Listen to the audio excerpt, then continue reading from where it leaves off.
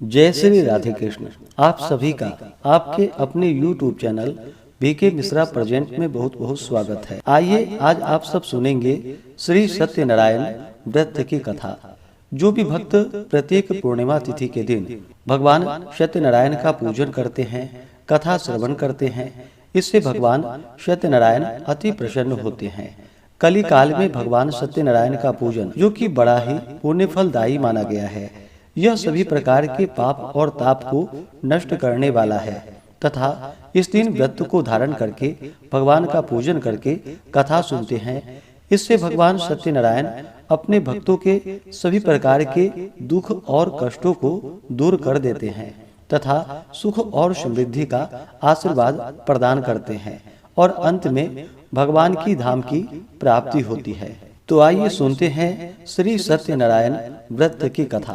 अगर आप सत्यनारायण व्रत कथा के उपलक्ष्य में ब्राह्मण दक्षिणा, अन्नदान, वस्त्रदान आदि के लिए देना चाहते हो तो आप अपने श्रद्धा और सामर्थ्य के अनुसार हमें डिस्क्रिप्शन में जाकर के वहां से गूगल पे, फोन पे या अकाउंट नंबर के माध्यम से आप अपने श्रद्धा और सामर्थ्य के अनुसार हमें ब्राह्मण दक्षिणा प्रदान कर सकते हैं। तो आइए सुनते हैं श्री सत्यनारायण व्रत की कथा। तो बोलिए प्रेम से श्री सत्यनारायण स्वामी की जय, भगवान विष्णु की जय, माता लक्ष्मी की जय, सर्वदेवी देवता की जय। श्री सत्यनारायण व्रत कथा पहला अध्याय। एक समय की बात है, एक बार नैमिषारण्य तीर्थ में सौनकादि 88,000 ऋषियों ने श्री सूत जी से पूछा कि हे प्रभु, इस कलयुग में वेद विद्या रहित मनुष्यों को भक्ति किस प्रकार से मिल सकती है तथा उनका उद्धार कैसे होगा। हे मुनि श्रेष्ठ, कोई ऐसा तप बतलाइए जिससे थोड़े समय में ही पुण्य मिल पाए और मनोवांछित फल भी मिल जाए। इस प्रकार की कथा सुनने की हम इच्छा रखते हैं।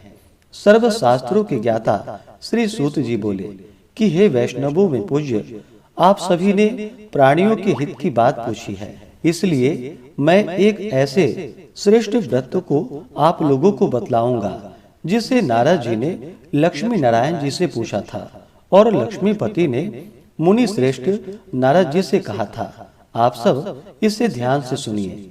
एक समय की बात है, योगी राज नारद जी दूसरे की हित की इच्छा के लिए अनेकों लोकों में घूमते हुए मृत्यु लोक में आ पहुंचे। वहां उन्होंने अनेक योनियों में जन्मे प्रायः सभी मनुष्यों को अपने कर्मों द्वारा अनेकों दुखों से पीड़ित देखा। उनका दुख देखकर नारद जी सोचने लगे कि कैसा यत्न किया जाए जिसके करने से निश्चित रूप से मानव के दुखों का अंत हो जाए। इसी विचार पर मनन करते हुए वह विष्णु लोक में गए। वहां वह देवों के इष्ट नारायण की स्तुति करने लगे, जिनके हाथों में शंख, चक्र, गदा और पद्म थे, गले में वरमाला पहने हुए थे। उनकी स्तुति करते हुए नारद जी बोले कि हे भगवान, आप अत्यंत शक्ति से संपन्न हैं तथा वाणी भी आपको नहीं पा सकती। आपका आदि, मध्य तथा अंत नहीं है। निर्गुण स्वरूप सृष्टि के कारण भक्तों के दुखों को दूर करने वाले हैं। आपको नमस्कार है।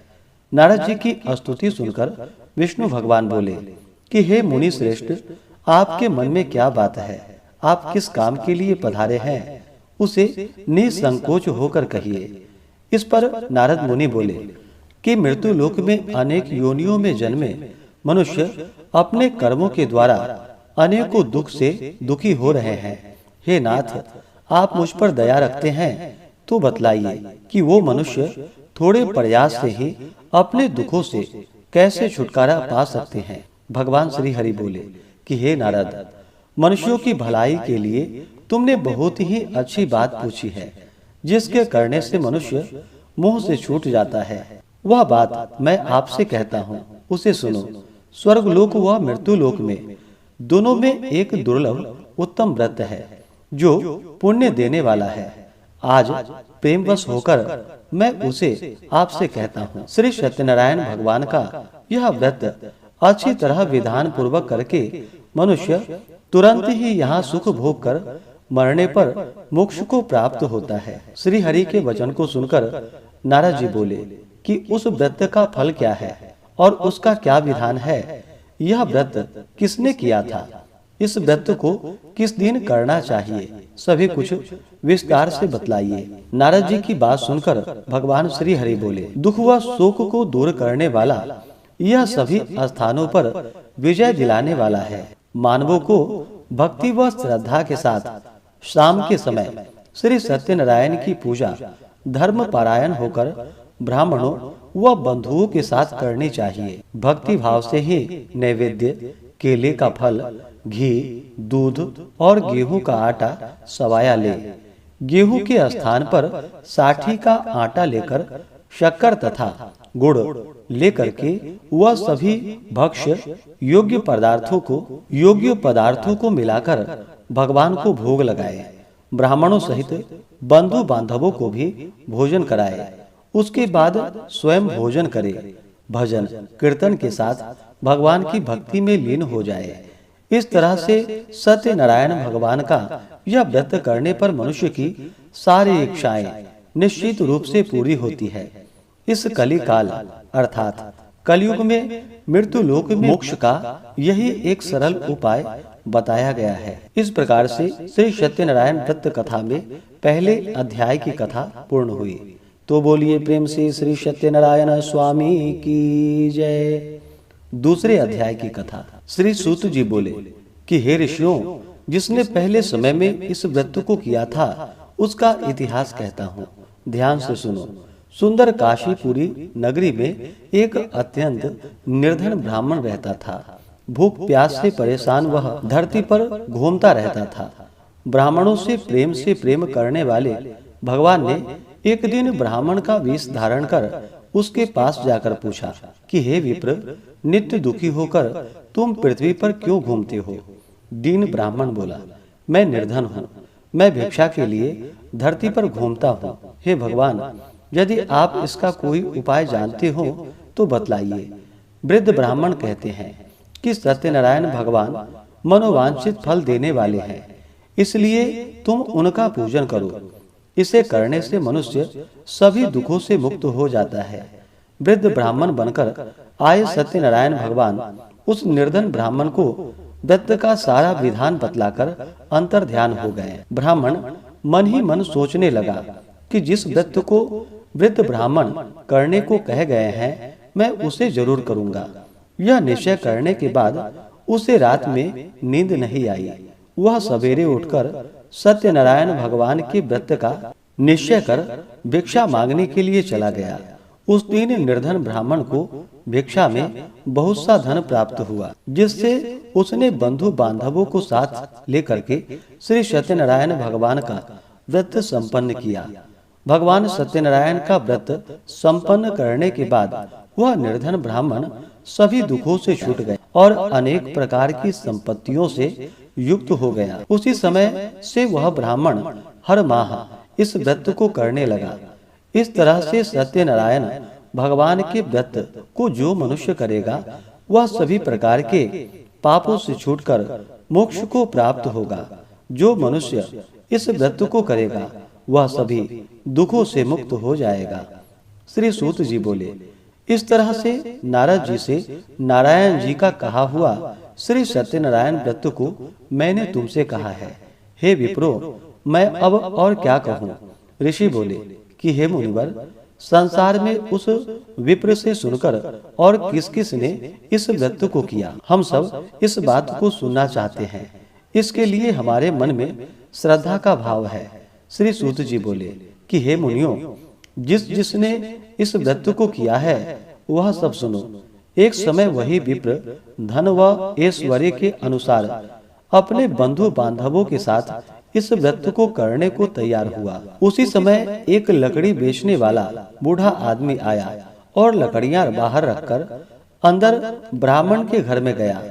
प्यास से दुखी वह लकड़हारा उसको व्रत करते हुए देखकर विप्र को नमस्कार कर पूछने लगा कि आप यह क्या कर रहे हैं तथा इसे करने से क्या फल मिलेगा, कृपा करके मुझे बतलाइए। ब्राह्मण ने कहा कि सब मनोकामनाओं को पूरा करने वाला यह सत्यनारायण भगवान का व्रत है। इनकी कृपा से ही मेरे घर में धन धान्य आदि की वृद्धि हुई है। विप्र से सत्यनारायण व्रत के बारे में जानकर लकड़हारा बहुत प्रसन्न हुआ और चरणामृत लेकर के वह प्रसाद खाने के बाद वह अपने घर गया। लकड़हारे ने अपने मन में संकल्प किया कि आज लकड़ी बेचने से जो धन मिलेगा उसी से श्री सत्यनारायण भगवान का उत्तम मैं व्रत करूंगा। मन में इस प्रकार विचार करते हुए वह आदमी सिर पर लकड़ियां रखकर उस नगर में बेचने गया जहां पर धनी लोग रहते थे। उस नगर में उसे अपनी लकड़ियों का दाम पहले से 4 गुना अधिक प्राप्त हुआ। बूढ़ा लकड़हारा प्रसन्नता के साथ दाम ले करके केले, शक्कर, घी, दूध, दही और गेहूं का आटा ले और सत्यनारायण भगवान के व्रत की अन्य सामग्रियां लेकर के अपने घर गया। वहां उसने अपने बंधु बांधवों को बुलाकर विधि विधान से सत्यनारायण भगवान का पूजन और व्रत किया। इस व्रत के प्रभाव से वह बूढ़ा लकड़हारा धन, पुत्र आदि से युक्त होकर संसार के समस्त सुख भोग अंतकाल में वैकुंठ धाम को चला गया। इस प्रकार से श्री सत्यनारायण व्रत कथा में दूसरे अध्याय की कथा पूर्ण हुई। तो बोलिए प्रेम से श्री सत्यनारायण स्वामी की जय। अब आइए सुनते हैं तीसरे अध्याय की कथा। श्री सूत जी बोले कि हे श्रेष्ठ मुनियों, अब आगे की कथा कहता हूँ। पहले समय में उल्का मुख नाम का एक बुद्धिमान राजा था। वह सत्य वक्ता और जितेंद्रिय था। प्रतिदिन दिव्य स्थानों पर जाता और निर्धनों को धन देकर उनके कष्ट दूर करता था। उसकी पत्नी कमल के समान मुख वाली तथा सती साध्वी थी। भद्रशिला नदी के तट पर उन दोनों ने श्री सत्यनारायण भगवान का व्रत किया। उसी समय साधु नाम का एक वैश्य आया। उसके पास व्यापार करने के लिए बहुत सा धन भी था। राजा को व्रत करते देखकर वह विनय के साथ पूछने लगा कि हे राजन, भक्ति भाव से पूर्ण होकर आप यह क्या कर रहे हैं? मैं सुनने की इच्छा रखता हूँ, तो आप मुझे बतलाइए। राजा बोला कि हे साधु, अपने बंधु बांधवों के साथ पुत्रादि की प्राप्ति के लिए एक महाशक्तिमान श्री सत्यनारायण भगवान का व्रत व पूजन कर रहा हूँ। राजा के वचन सुनकर साधु आदर से बोला कि हे राजन, मुझे इस व्रत का सारा विधान कहिए। आपके कथानुसार मैं भी इस व्रत को करूँगा। मेरी भी संतान नहीं है और इस व्रत को करने से निश्चित रूप से मुझे संतान की प्राप्ति होगी। राजा से व्रत का सारा विधान सुनकर व्यापार से निवृत्त हो वह अपने घर को चला गया। साधु वैश्य ने अपनी पत्नी को संतान देने वाले इस व्रत का वर्णन कह सुनाया और कहा कि जब मेरी संतान होगी तब मैं इस व्रत को करूंगा। साधु ने इस तरह के वचन अपनी पत्नी लीलावती से कहे। एक दिन लीलावती पति के साथ आनंदित हो सांसारिक धर्म में प्रवृत्त होकर सत्यनारायण भगवान की कृपा से गर्भवती हो गई। 10वें महीने में उसके गर्भ से एक सुंदर कन्या ने जन्म लिया।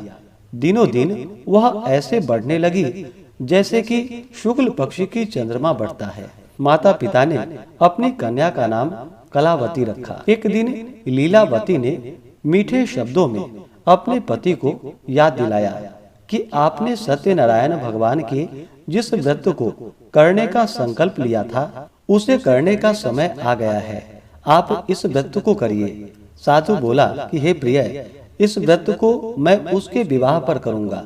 इस प्रकार अपनी पत्नी को आश्वासन देकर वह नगर को चला गया।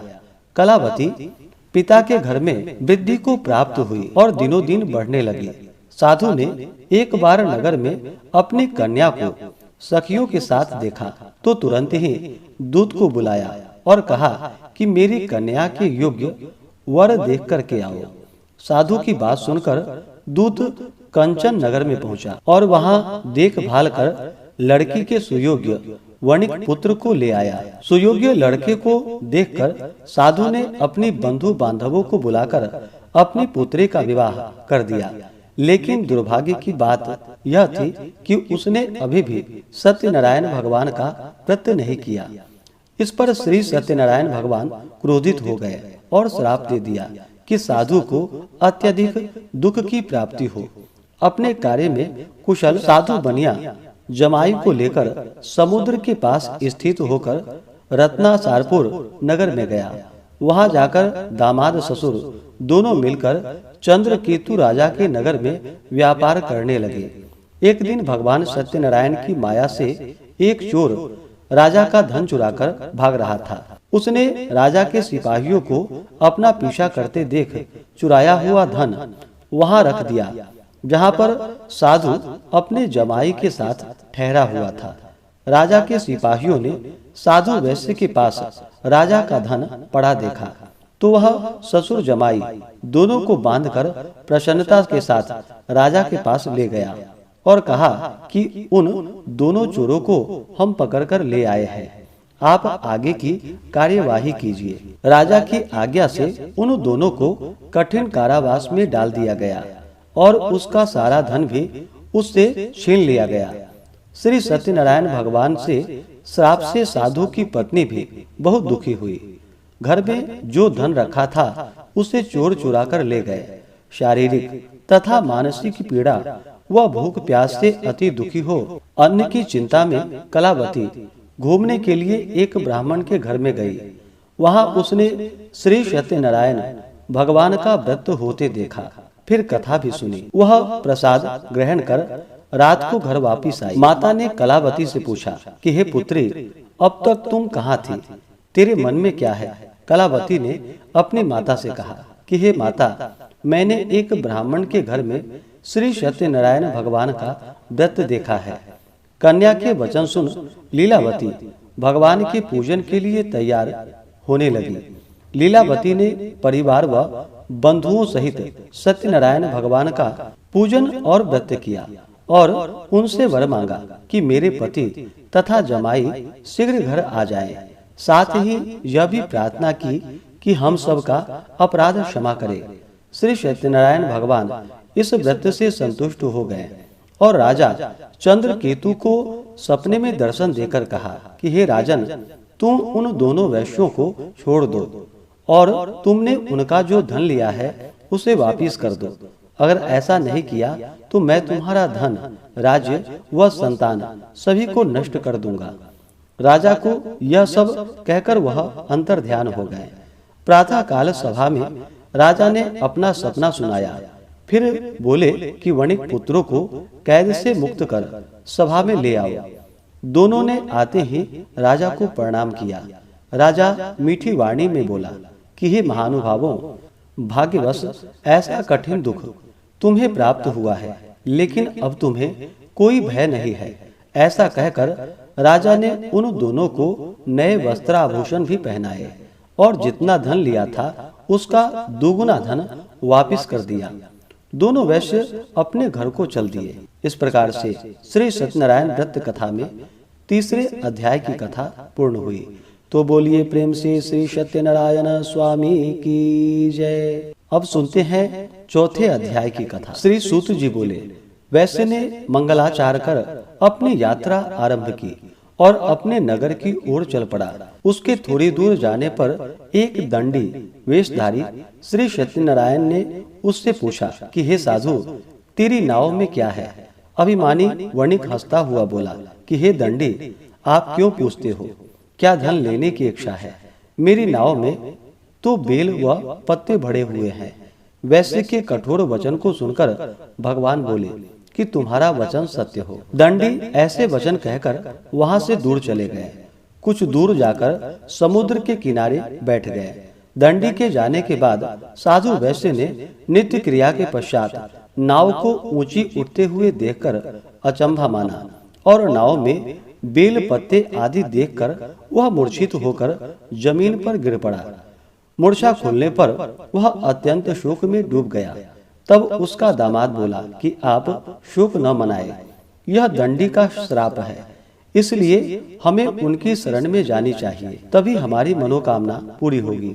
दामाद की बात को सुनकर वह दंडी के पास पहुंचा और अत्यंत भक्ति भाव नमस्कार करके बोला कि मैंने आपसे जो जो असत्य वचन कहे थे उसके लिए मुझे क्षमा कीजिए।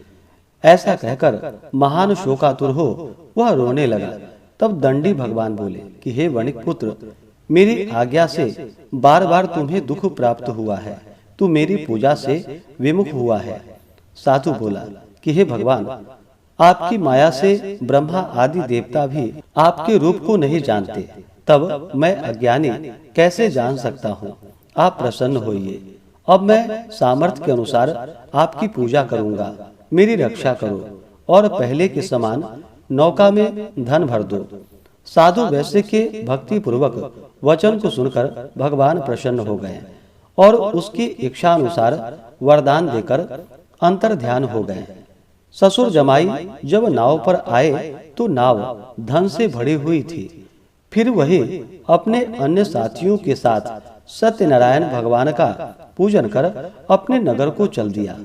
जब नगर के नजदीक पहुँचे तो दूत को घर पर खबर करने के लिए भेज दिया। दूत साधु की पत्नी को प्रणाम कर कहता है कि मालिक अपने दामाद सहित नगर के निकट आ गए हैं। साधु की पत्नी लीलावती ने बड़े हर्ष के साथ सत्यनारायण भगवान का पूजन कर अपनी पुत्री कलावती से कहा कि मैं अपने पति के दर्शन को जाती हूँ, तू कार्य पूर्ण कर शीघ्र आ जाना। माता के ऐसे वचन को सुनकर कलावती जल्दी में प्रसाद छोड़कर अपने पति के पास चली गई। प्रसाद की अवज्ञा के कारण श्री सत्यनारायण भगवान रुष्ट हो गए और नाव सहित उसके पति को पानी में डुबो दिया।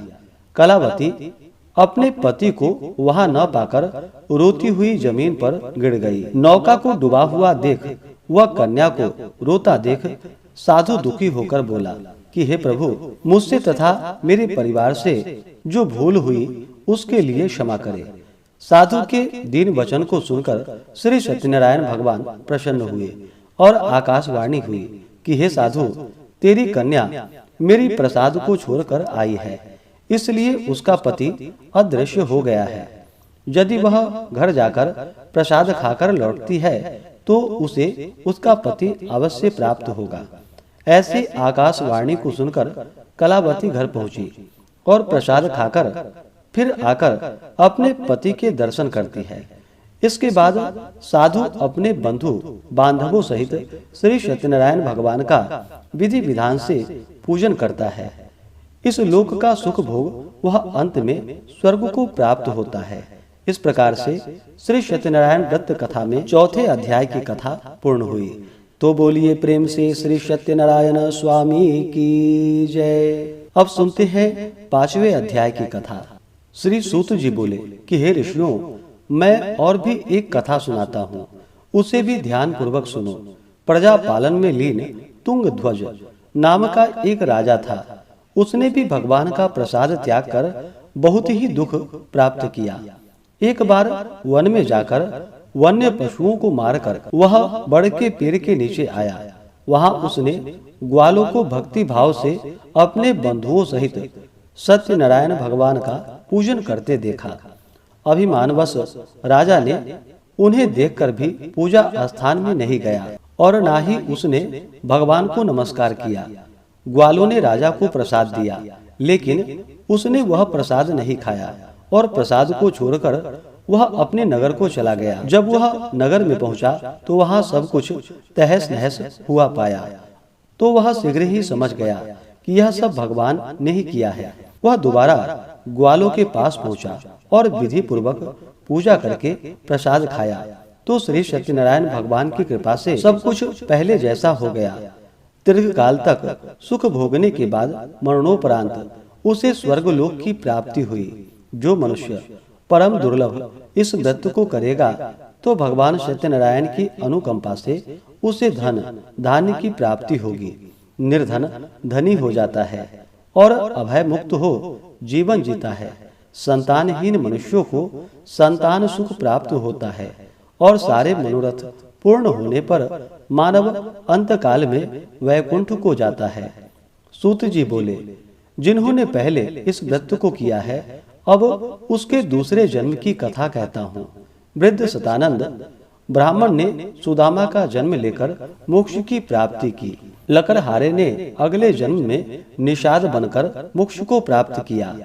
उल्कामुख नाम का राजा दशरथ होकर वैकुंठ को गए।